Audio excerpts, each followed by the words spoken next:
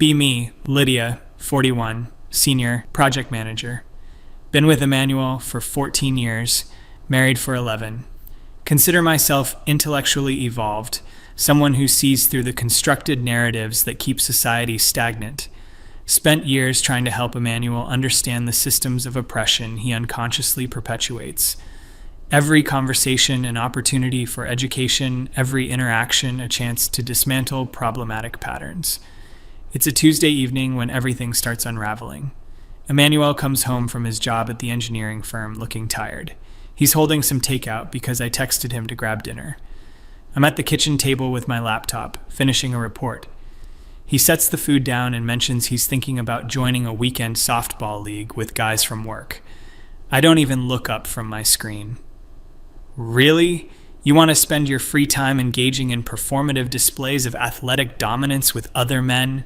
That's the best use of your time? It stands there for a moment, silent. I thought it would be fun, maybe healthy to get some exercise and fun. It's socialized competition, Emmanuel. It's literally training grounds for aggressive masculine posturing. But sure, go bond over who can hit a ball the farthest. He sets down the bag harder than necessary. Can I just do something I enjoy without it being a political statement? I finally look up, feeling that familiar frustration rising. Everything is political, Emmanuel. Your refusal to examine why you're drawn to these activities is exactly the problem. You coast through life on default settings while some of us actually think critically. He walks away without responding. I hear the bedroom door close, feel vindicated, like I've stood my ground on something important. Open the takeout container and eat while scrolling through articles about workplace equity. This pattern has been our normal for years. Emmanuel would express interest in something. I'd deconstruct why that interest was problematic. Wanted to buy a sports car once, I gave him a 40-minute analysis of how car culture is tied to masculine inadequacy and environmental destruction. Mentioned watching a game with his brother Jason. I explained how spectator sports are bred in circuses, distractions from real systemic issues. Every time, I thought I was helping him evolve. Every time, he'd just go quiet and the conversation would end. Our physical relationship had deteriorated to nothing over the past 3 years. Whenever he'd initiate, I'd feel this visceral resistance. It felt like he wanted something from me, not with me. Started giving him readings about enthusiastic consent and emotional labor. I need to feel intellectually connected, I'd tell him. But every conversation where he'd try to connect, I'd find some flaw in his reasoning to correct, some internalized bias to point out, some blind spot to illuminate. He stopped trying to initiate anything, physically or emotionally. I told myself this was fine, that I didn't need that kind of validation, that a partnership should be based on mutual growth and challenge. The divorce papers come on a Thursday. I'm completely blindsided. He's at work, and a process server hands me an envelope at our front door. My hands shake as I read through the legal language. Irreconcilable differences. There's a note in his handwriting paper-clipped to the documents. I can't live the rest of my life being your project to fix. I deserve to be with someone who actually likes who I am. I'll be staying with Jason. My lawyer will be in touch. I call him immediately, 17 times. He doesn't answer. I call Jason, his younger brother. Jason picks up on the 4th ring. He doesn't want to talk to you, Lydia. Jason, this is insane. We need to discuss this like adults. He can't just... He tried discussing things for 11 years. You lectured him. There's a difference. Jason's voice has an edge I've never heard before. That's not fair. I was engaging with him intellectually, trying to help him understand. Understand what? That everything about him was wrong, that every interest he had was problematic, that wanting his wife to show him basic affection was male entitlement? Feel my face getting hot. I never said everything about him was wrong. I was pointing out problematic patterns that, Lydia, he's done. Actually done. Sign the papers. Make this easy for once. The line goes dead. Spend the weekend in complete shock. This wasn't how this was supposed to go. I'm the one who's aware, who's educated, who understands power dynamics. He's the one who should be grateful I pushed him to be better. Call my mother, expecting support. She listens quietly as I explain the situation. Well, honey, I always thought you were quite hard on him. Feel betrayed. Hard on him? I was helping him grow. Were you? Or were you trying to reshape him into something he never wanted to be? I can't believe you're taking his side. I'm not taking sides. I'm just saying Emmanuel was always kind to you, always tried to make you happy, and you always seemed disappointed in him. Get off the phone, feeling more isolated. Monday at work, my coworker Peter stops by my desk. Peter is 38, married with 2 kids, decent at his job, but not particularly ambitious. We've worked together for 6 years, always professional, but never close. Hey, Lydia, you got a minute? I'm buried in spreadsheets, not really in the mood for small talk. Kind of busy, Peter. What's up? He glances around the office. Can we grab a conference room? It's about something personal. My stomach drops. Does he know about Emmanuel? We walk to an empty room. Peter closes the door. He doesn't sit down, just stands there, looking uncomfortable. I heard about you and Emmanuel. Jason is friends with my brother-in-law. Small world. Cross my arms defensively. I don't really want to discuss my personal life at work, Peter. He nods slowly. I get that, but I'm going to say something anyway because someone needs to. Here we go. Another man ready to defend another man. Emmanuel is a good guy, Peter starts. He really is. And I watched you, for years, just tear him down piece by piece whenever he'd show up at company events. Feel my jaw clench. Peter, you don't know anything about my marriage. You're right. I don't know the private details, but I know what I saw. I saw you mock him in front of people, correct him constantly, roll your eyes when he talked, make little comments about his opinions being typical or limited. Peter's voice is getting louder, angrier. I watched this good-hearted guy who clearly loved you just shrink around you over the years. And you know what? My wife pointed it out before I even noticed. She said that poor man looks miserable and she treats him like he's stupid. My face is burning now. I never treated him like he was stupid. I engaged with him critically, which is more than most people do with their partners. Just because I didn't coddle him doesn't mean critically. Peter's voice actually rises to a shout. He catches himself, takes a breath, but his face is red with anger. Lydia, there's a difference between critical engagement and constant criticism. You made him feel like garbage, like everything about him was wrong and needed fixing. Peter paces the small conference room, clearly struggling to control his anger. Do you know how many times Emmanuel came to our company events and tried to connect with you, tried to put his arm around you, tried to be affectionate, and you'd physically recoil or make some comment about performative displays? I have boundaries about public boundaries. You're married to the guy. Or you were. He wasn't some creep hitting on you at a bar. He was your husband trying to show you affection. Peter slams his hand on the conference table. I've never seen him this angry. You know what Jason told my brother-in-law? That Emmanuel would come over and just sit in silence for hours because he was so emotionally exhausted from walking on eggshells around you. That he felt like he couldn't say anything, like anything, without you explaining why he was wrong to think it or feel it or want it. Every interest he had, you shit on. Every feeling he expressed, you invalidated. Every attempt to connect, you rejected. And you dressed it all up in this language of consciousness and awareness, but really you were just being cruel. Feel tears starting, which makes me angry at myself. That's not what I was doing. I was trying to make him think about things more deeply, to question the default programming that society. He didn't need to be fucking reprogrammed, Lydia. He needed to be loved. Peter's voice cracks a little. He needed a partner who respected him, who liked him, who didn't treat every conversation like a seminar where he was the remedial student. I'm crying now, trying to stay composed. You don't understand the dynamics, Peter. You don't understand what it's like to be the one who has to constantly educate, Educate? You weren't his teacher. You were supposed to be his wife. Peter runs his hands through his hair, trying to calm down. Listen to me. Really listen. Emmanuel didn't leave you because he's some regressive person who couldn't handle being challenged. He left you because you made him feel worthless, because you couldn't just let him be human, because you turned your marriage into an ongoing performance of your intellectual superiority. Long silence. Peter's breathing hard, still visibly angry. Jason says Emmanuel is already seeing someone. Some woman he met at a coffee shop. And apparently he's happier than Jason's seen him in a decade. Feel like I've been punched.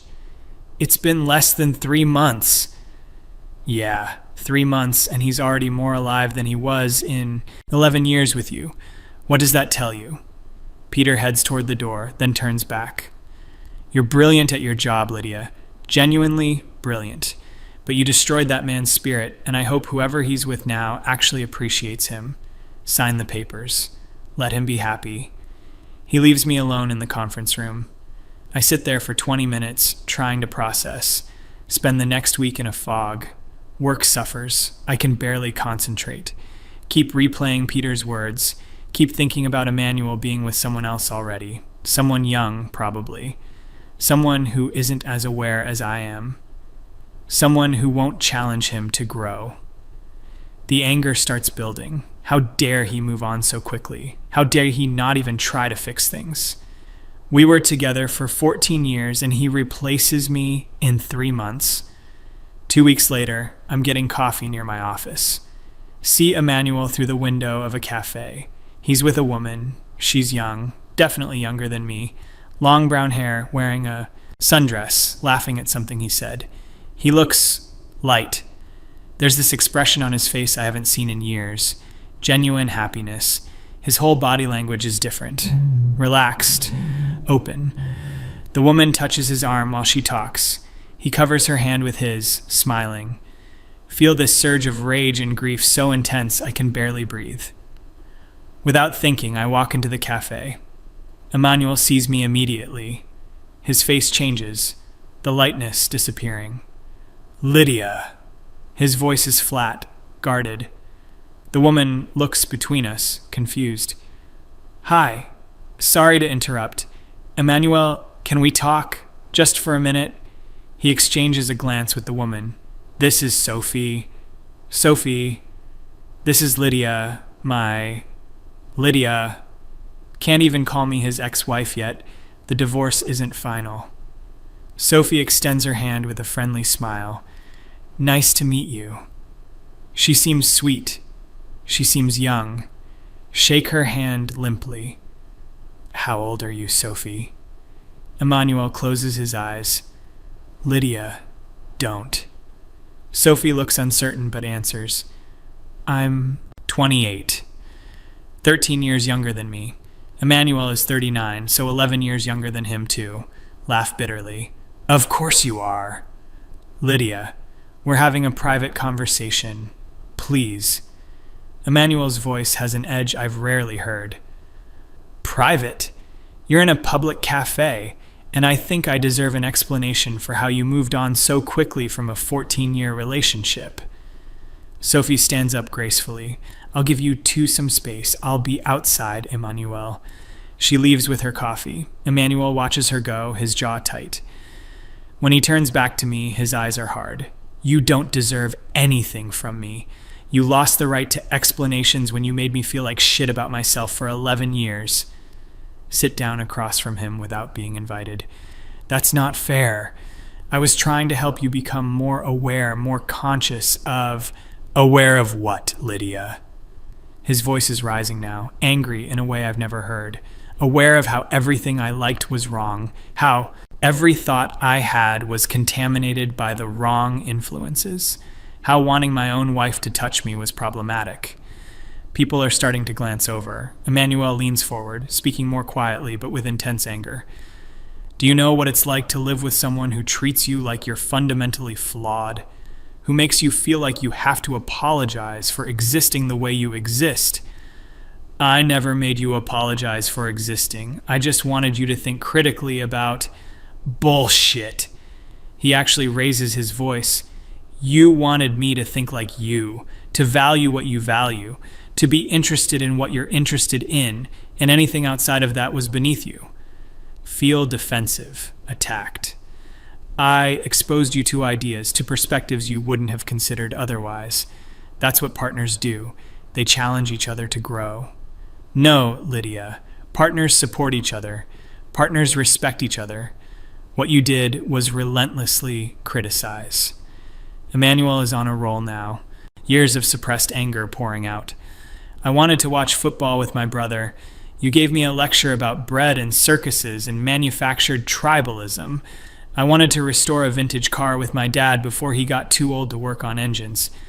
You told me it was a waste of money and environmentally destructive and probably sublimated sexual anxiety.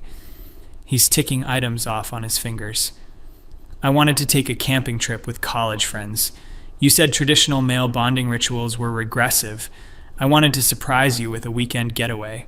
You said spontaneous romance was a patriarchal script. I wanted to make love to my wife. You gave me a reading list about consent culture and made me feel like a predator for having desire. His voice breaks a little on the last one. Every single thing. I wanted or felt or thought. You had some framework to explain why it was limited or problematic or unexamined. Do you have any idea how exhausting that is? How completely soul-destroying? I'm crying now, trying to defend myself. I was trying to build something better with you, a relationship based on real consciousness instead of just default patterns. I didn't need consciousness, Lydia. I needed kindness.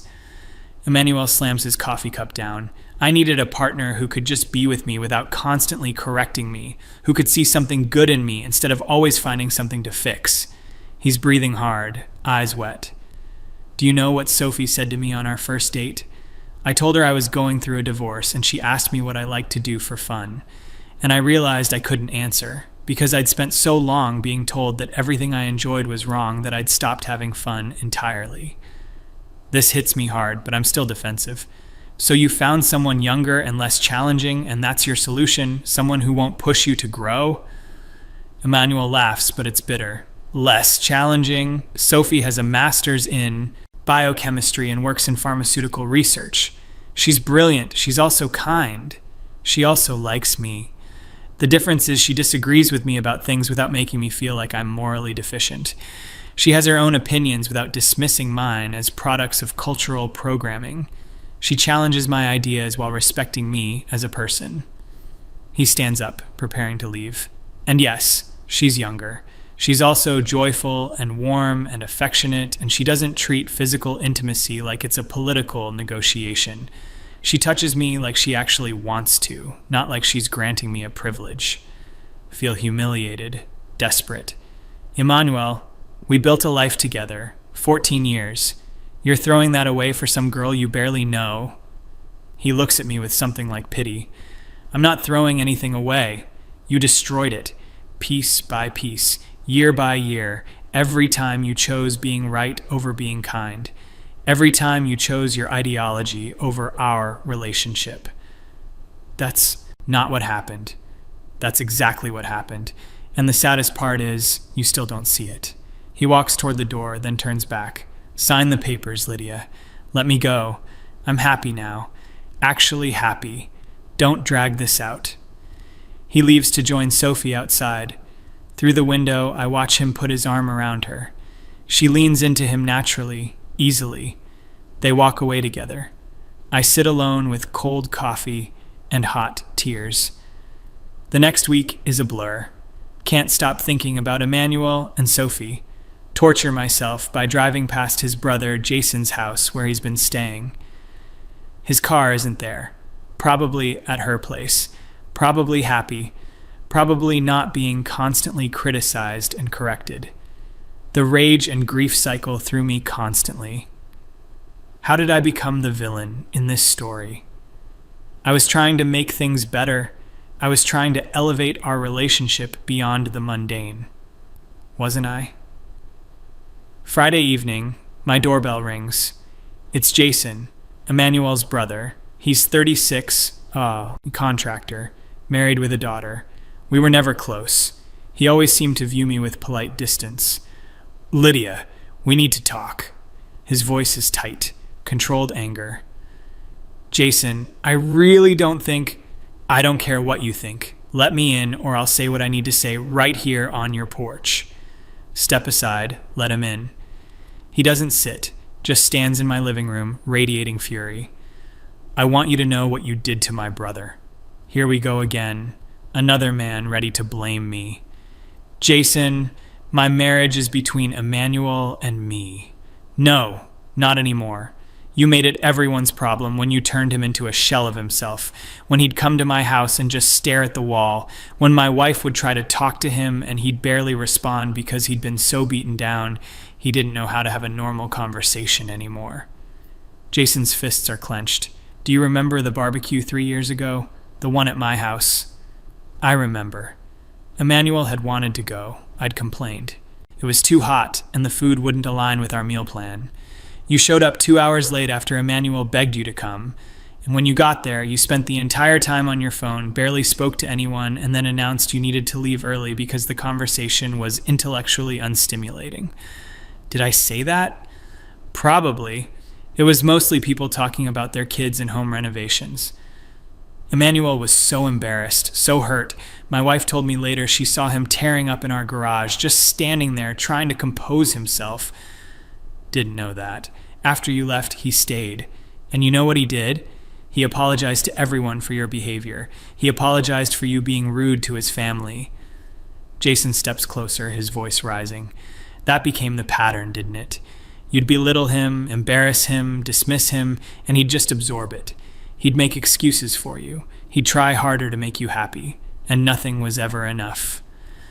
I had standards for our relationship, for how we communicated. Standards? You had a weapon. You used your intelligence and your vocabulary as weapons to make him feel small. Jason is shouting now, face red. My brother is a good man. He's kind and thoughtful, and he works hard, and he deserved a partner who appreciated those things. Instead, he got you, constantly telling him that his goodness didn't matter because he hadn't examined the right theoretical frameworks. Feel cornered, attacked. I was trying to build something meaningful, something examined. You were trying to build a monument to yourself, to your superiority, and you used him as the foundation. Jason paces my living room, too angry to stand still. Let me tell you about Sophie, since I know you met her. She came to dinner at my house last week with Emmanuel. You want to know what she did? Don't want to hear this, but can't stop him. She brought my daughter a book about women in science. They talked for an hour about chemistry and biology, and she explained things in a way an 8-year-old could understand. She helped my wife clean up after dinner without being asked. She laughed at my stupid jokes, and most importantly, he pauses for emphasis. She looked at my brother like he hung the fucking moon, like she was grateful to be there with him. When he talked, she listened, actually listened, didn't wait for her turn to correct him. Every word is a knife. And you know what Emmanuel did? He smiled. He laughed. Real laughter, not that nervous chuckle he developed around you. He held her hand. He was affectionate and open, and he seemed free. That's what you took from him, Lydia. His freedom to just be. You imprisoned him in constant self-consciousness, always monitoring himself, always wondering if what he was about to say would meet your approval or trigger another lecture. Crying again, can't seem to stop these days. I loved him. I do love him. Jason's laugh is harsh. You loved the project of him. You loved having someone to mold and improve. You didn't love Emmanuel. You didn't even like Emmanuel. If you did, you would have been able to just enjoy him instead of constantly trying to fix him. He heads for the door. He's happy now. Genuinely happy. And it's killing you, isn't it?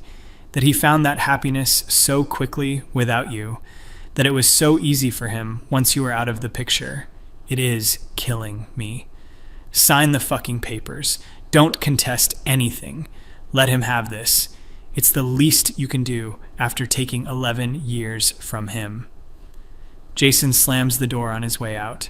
I slide down the wall, sobbing on my living room floor. Next day is Saturday. My father calls. William, he's 68, retired from teaching history. He was always progressive, thoughtful, raised me to think critically. We've always had good conversations. Lydia, sweetheart, your mother told me about Emmanuel. Can I come over? Need to see a friendly face. Yes, please. He arrives, an hour later with groceries, makes me lunch while I sit at the kitchen table like a child. We eat in silence for a while. Then he speaks. I need to tell you something and you're not going to like it. Brace myself. I failed you as a father. Not what I expected. Dad, no, this isn't about... He holds up a hand. Let me finish. I raised you to value intelligence above almost everything else, to prize critical thinking, analytical ability, theoretical understanding, and I didn't balance that with teaching you kindness, compassion, grace. Dad sets down his fork, looks at me seriously. I saw how you treated Emmanuel over the years. Your mother mentioned it several times. She wanted me to talk to you. I didn't. I told myself it was your marriage, your business. But really, I was proud that you were so intellectually rigorous. I saw you applying everything I'd taught you. He looks pained. But I taught you wrong, or incompletely. I taught you to dissect ideas, but not to cherish people. To win arguments, but not to build relationships. To always be right, instead of sometimes being kind. Feel defensive even with my father. You taught me to have principles, to stand for something. I taught you to be alone. His voice is sharp now, angry. Because that's what you are now, Lydia. Alone. And it's my fault for not teaching you that being the smartest person in the room means nothing if no one wants to be in the room with you. Dad stands up, starts pacing like Jason did. That boy loved you. Emmanuel really loved you. I saw it in how he looked at you, even years into the marriage when you'd dismiss something he said at family dinners, even when you'd correct him in front of everyone. He'd just take it and keep loving you. I was engaging with his ideas. You were humiliating him. My father, who never raises his voice, is shouting. You made him feel stupid in front of his own family, in front of my family. You'd roll your eyes, use words you knew. He wouldn't know. Explain things in the most condescending way possible. He's red in the face now, angrier than I've ever seen him. I watched you do to your husband what I did to your mother for years before I learned better. The constant intellectual one-upmanship. The inability to just let something go. The need to always educate, always correct. Didn't know my parents went through something similar. Your mother almost left me. Did you know that?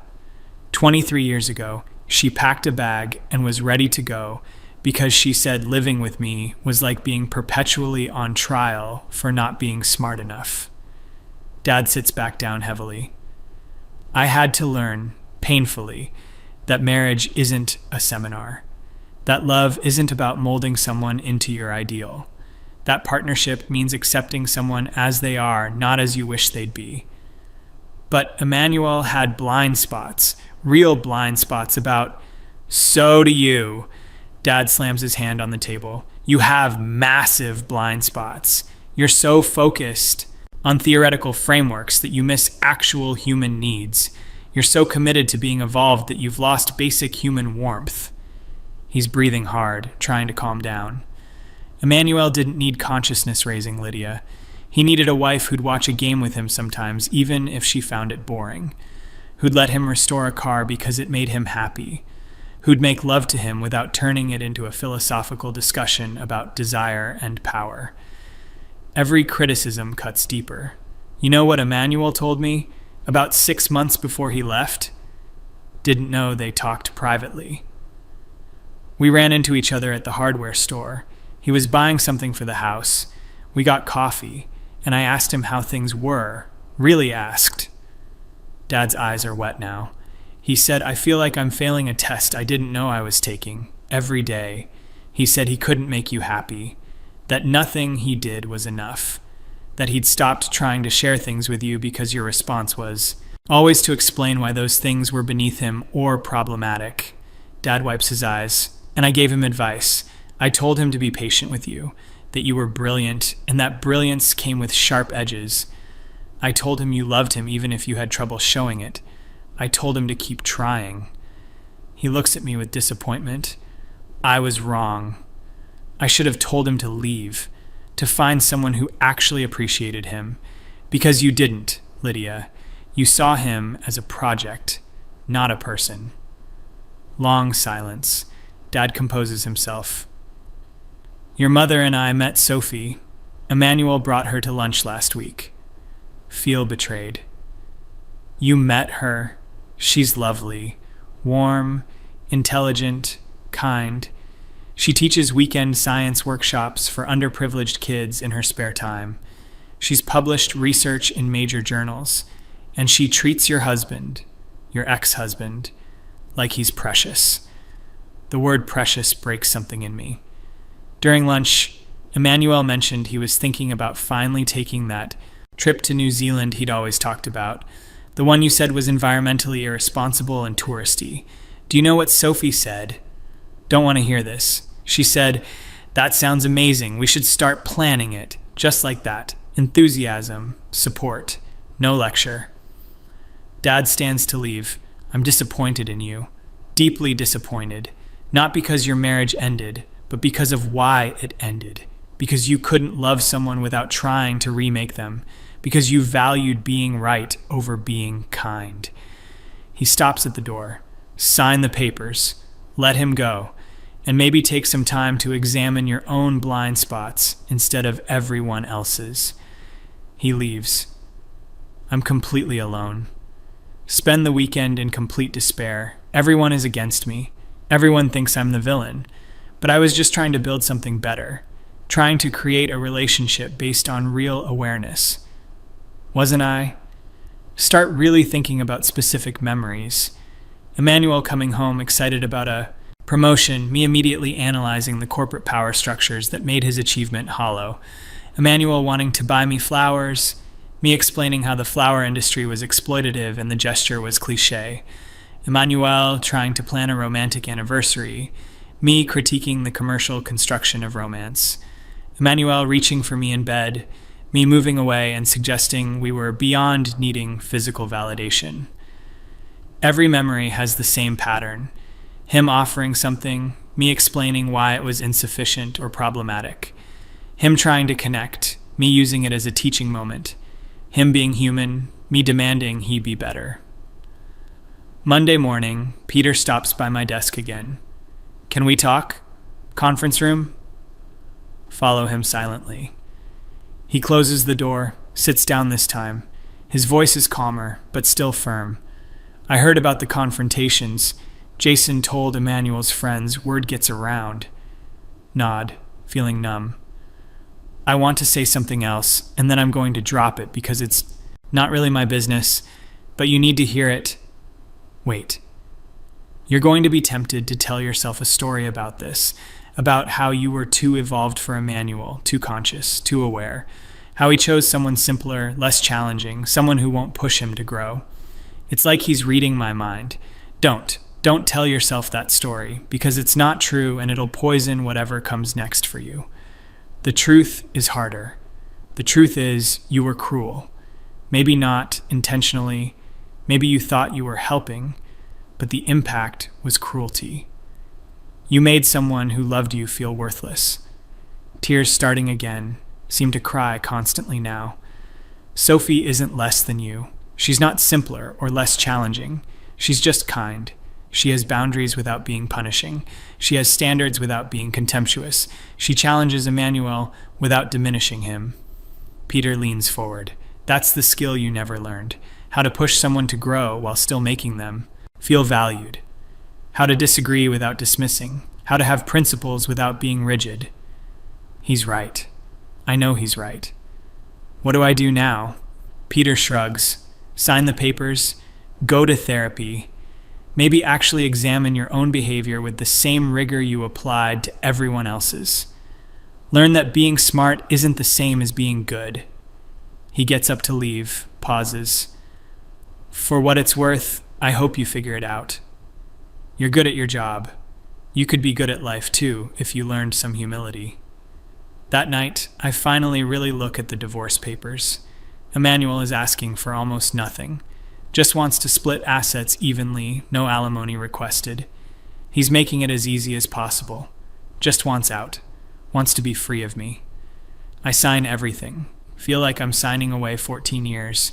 But really, those years were already gone. I just hadn't admitted it. 2 weeks later, I see them again. Emmanuel and Sophie at a restaurant. I'm walking past, and they're visible through the window. They're celebrating something. There's champagne. Sophie is showing him something on her phone, both laughing. He kisses her forehead. She lights up. The way she looks at him. It's how I never looked at him, not in 11 years. Maybe not ever.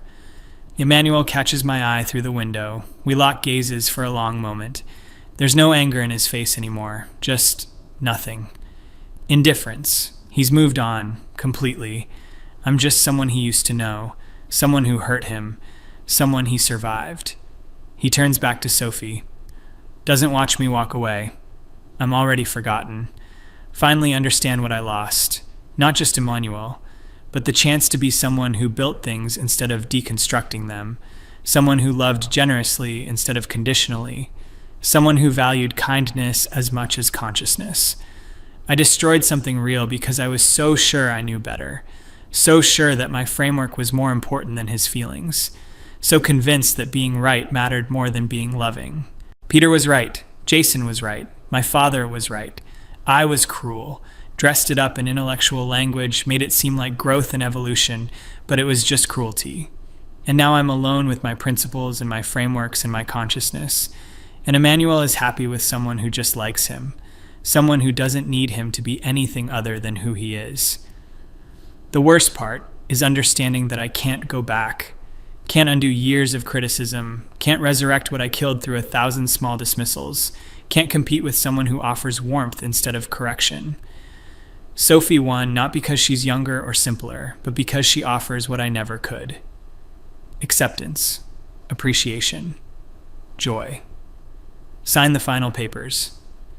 The lawyer processes everything quickly.